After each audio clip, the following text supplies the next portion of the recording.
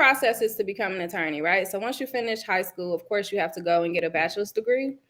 So I did really well at Northern Illinois University.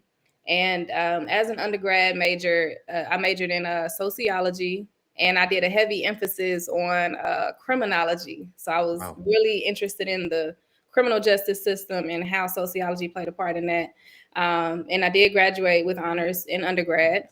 And then I went on to law school, and that's where my whole life changed because, when I started law school, Calvin, I had a newborn baby. And so I was forced to choose whether or not I believed in myself enough to go to law school with the newborn and try to survive, or just give up because I was scared.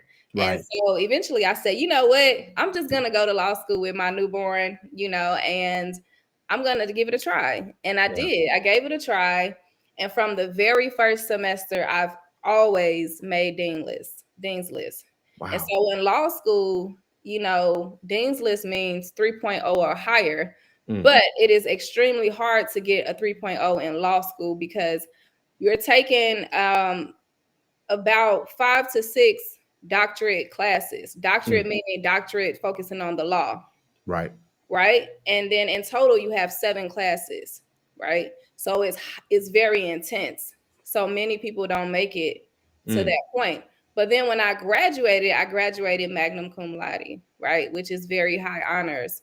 And I was one of the only Black women in my class to do so. So that was a proud day for me and my family because, I just wanted to get through law school. I didn't know I was going to get through law school with my baby and have honors. You know what I mean? Wow. So that was